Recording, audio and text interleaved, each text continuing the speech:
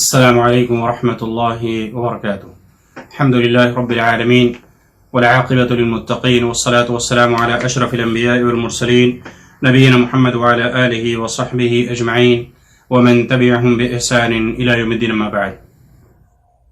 معزز ناظرین، پیارے بھائی اور دوستو، آج کے اس درس کے اندر قرآن مجید کی تلاوت کے بارے میں کچھ باتیں عرض کی جائیں گی۔ کچھ دنوں پہلے قرآن کی تلاوت کی اہمیت کے بارے میں ایک درس دیا گیا تھا، جس میں کچھ پوائنٹس، کچھ باتیں عرض کی گئی تھیں کہ قرآن کریم کی تلاوت کی اہمیت کیا ہے۔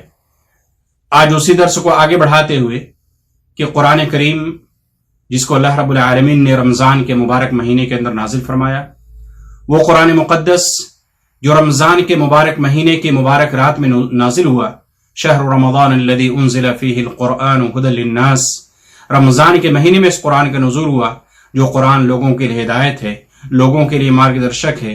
وہ قرآن جو حق اور باطل کے درمیان فرق کرنے والی ایک عظیم کتاب ہے، وہ قرآن جو اللہ کی طرف سے نازل کیا گیا نازل کی گئی آخری آسمانی کتاب ہے، قرآن عظیم و عظیم کتاب ہے جو قیامت تک باقی رہنے والی کتاب ہے۔ اور یہ اللہ کے نبی صلی اللہ علیہ وسلم کے اوپر جتنے بھی معجزات ہوئے ان میں سے ایک عظیم معجزہ جو قیامت تک باقی رہنے والا ہے۔ تو قرآن مجید انسانوں کی ہدایت کے لیے، انسانوں کی رشد و ہدایت کے لیے، انسانوں کو کفر اور شرک سے نکال کر روشن شاہراہ کی طرف لے جانے کے لیے، کفر اور شرک کے دلدل سے نکال کر ایک اللہ وحدہ لا شریک کی عبادت کی طرف لانے کے لیے قرآن مجید کا نزول ہوا۔ اس قرآن مجید کو پڑھنے اور پڑھانے کی بہت زیادہ اہمیت اور فضیلت ہے۔ اگر آپ اس دنیا کے اندر قرآن مجید پڑھیں گے، قرآن مجید تلاوت کریں گے، تہجد کی نماز میں پڑھیں گے، قرآن مجید کا ترجمہ اور تفسیر پڑھیں گے، قرآن مجید پڑھ کر اس پر عمل کریں گے، تو یہی قرآن مجید قیامت کے دن جہاں ہر انسان پریشان ہوگا، کوئی کسی کا پرسان حال نہیں ہوگا، نفسی کا عالم ہوگا، ایسی پریشان کن گھڑی کے اندر اگر یہ قرآن آپ کا سفارشی بن کر کے آ جائے، آپ کا سپورٹ کرنے کے لیے آ جائے، آپ کا پکشدھار بن جائے، آپ کی نیا پار کرانے کے لیے اور اس پریشان کن گھڑی کے اندر آ جائے، تو ظاہر سی بات ہے اس سے بڑی خوشی اور کیا ہو سکتی ہے۔ انسان دنیا کے اندر کبھی کبھار بہت زیادہ پریشان ہوتا ہے اور کہیں ایسی غیبی مدد آ جاتی ہے کہ انسان کو ہوش و حواس بھی نہیں، انسان کے خیال میں بھی نہیں رہتا کہ ایسی جگہ سے میری مدد آ جائے گی۔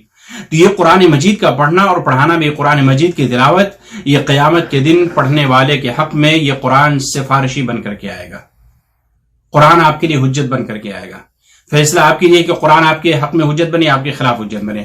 اگر آپ پڑھیں گے، اس کی تلاوت کریں گے، اس میں غور و فکر کریں گے، اس میں تدبر تفکر کریں گے، اس کے مطابق عمل کریں گے، تو یہ قرآن آپ کے لیے حجت بن کر کے آئے گا، آپ کا سپورٹ کرے گا، آپ کی طرف سے حجت بن کر کے آئے گا، آپ کا سفارشی بن کر کے آئے گا۔ لیکن اگر آپ نے قرآن کو صرف طاقوں کی زینت بنا دیا، صرف جزدان کی زینت بنا دیا، صرف رسم کے اور اس طریقے سے خاص موقعوں پر آپ نے قرآن کو ہاتھ لگایا، قرآن کا ترجمہ نہیں پڑھا، قرآن کے نزول کا مقصد کیا ہے اس کو سمجھنے کی کوشش نہیں کی، تو یقین جانیے کہ قرآن آپ کے لیے حجت نہیں بلکہ آپ کے خلاف حجت بنے گا۔ عبداللہ بن عمر رضی اللہ تعالی عنہ بیان فرماتے ہیں کہ اللہ کے نبی صلی اللہ علیہ وسلم نے ارشاد فرمایا، الصیام والقرآن یشفعان للعبد، روزہ اور یہ قرآن، یہ دونوں بندے کے حق میں سفارشی بن کر کے آئیں گے قیامت کے دن۔ روزہ بھی اور قرآن بھی بندے کے حق میں سفارشی بن کر کے آئیں گے۔ روزہ کیا کہے گا؟ یقول الصیام اے رب منعته الطعام والشہوات بالنہار فشفعنی فیہ، اے اللہ میں نے اس کو دن میں کھانے اور پینے سے روکے رکھا، اس کا دل کہتا تھا کھانے پینے کا، لیکن میں نے اس کو کھانے پینے سے روکے رکھا، روزہ رکھتا تھا، بھوکے رہتا تھا، اور یہ صرف تیری رضا کے لیے رہتا تھا، اس لیے میری سفارش اس کے حق میں قبول فرما لے۔ وَيَقُولُ الْقُرْآن، قرآن کیا کہ مَنَعْتُهُ النَّوْمَ بِاللَّيْلِ، میں نے رات میں سونے سے روک کر رکھا۔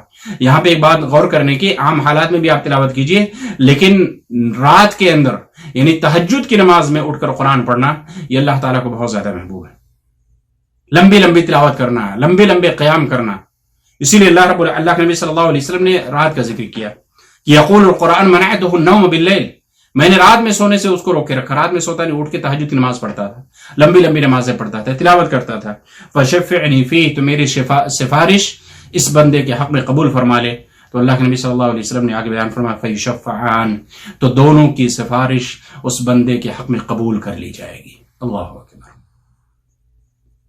قیامت کے دن روزہ اور یہ قرآن، یہ دونوں اگر آپ کی طرف سے سپورٹ کرنے کے لیے آ جائیں، آپ کے سفارشی بن کر کے آ جائیں، تو یہ آپ کی نجات کا ضامن ہے، یہ آپ کی کامیابی کی دلیل ہے۔ اس لیے دنیا کے اندر قرآن سے اپنا تعلق مضبوط کیجیے۔ اسی طریقے سے قرآن مجید کی تلاوت کا یا قرآن مجید کی تلاوت کی اہمیت یا قرآن مجید کی اہمیت کے بارے میں ایک حدیث آتی ہے، اللہ کے نبی صلی اللہ علیہ وسلم، صحیح مسلم کی روایت ہے کہ اللہ کے نبی صلی اللہ علیہ وسلم نے بیان فرمایا، سورہ فاتحہ اور سورہ بقرہ کی آخری دونوں آیتیں، اس کی فضیلت بیان فرمائی۔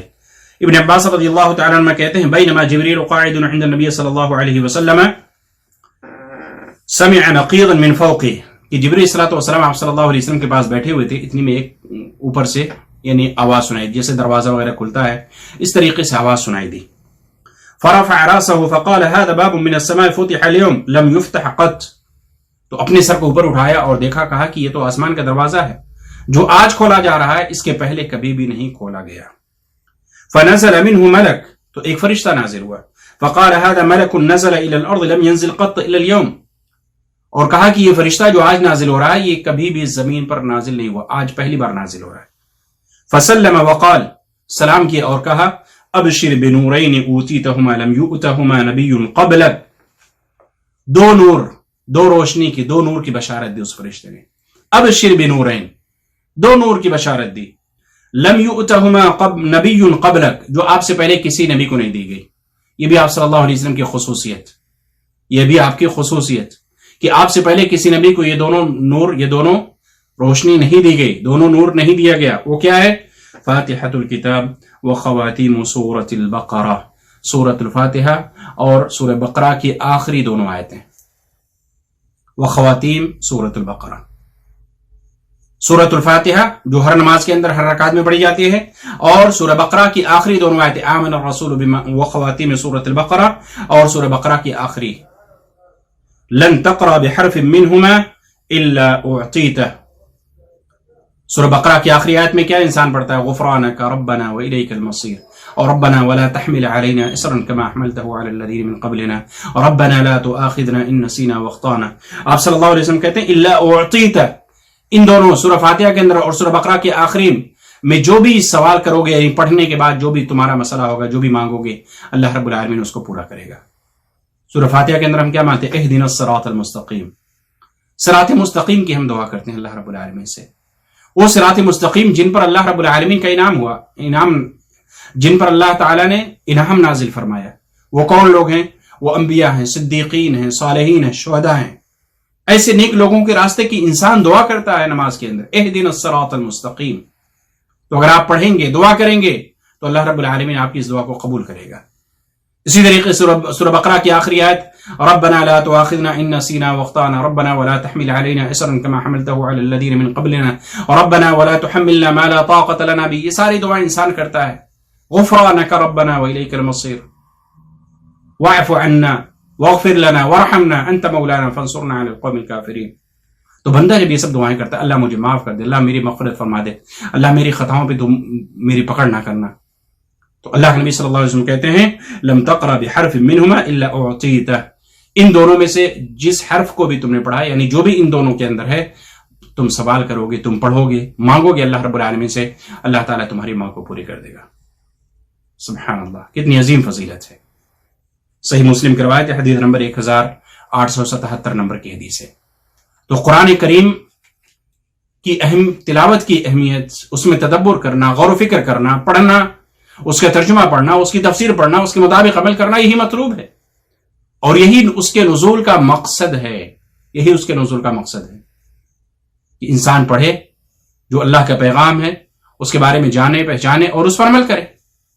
تو المہم کہنے کے کہ آج کے درس میں دو چیزیں بیان کی گئی ہیں کہ روزہ اور قرآن اپنے پڑھنے والے کے حق میں قیامت کے دن سفارشی بن کر کے آئے گا، اور اللہ کے نبی صلی اللہ علیہ وسلم کو جو بشارت دی گئی، یعنی جو آپ سے پہلے کسی نبی کو نہیں دی گئی، وہ سورہ فاتحہ اور سورہ بقرہ کی آخری آیت، اس کی بھی فضیلت اللہ کے نبی صلی اللہ علیہ وسلم بیان فرمائے۔ جب بندہ ان دونوں کو پڑھتا ہے اور اللہ سوال کرتا ہے تو اللہ تعالیٰ اس کی مراد کو پوری کر دیتا ہے، اس کی مانگ کو پوری کر دیتا ہے۔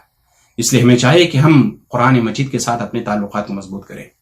روزانہ آپ اٹھائیے قرآن مجید کو، صرف رمضان کے ساتھ آپ خاص مت کیجیے، صرف ہفتے میں آپ سورہ جمعہ کے دن خاص مت کیجیے، بلکہ جب بھی آپ کو موقع ملے موبائل سے آپ پڑھیے، آپ کو زبان یاد ہے پڑھیے، آپ قرآن مجید مصحف اپنے ہاتھ میں اٹھائیے پڑھیے.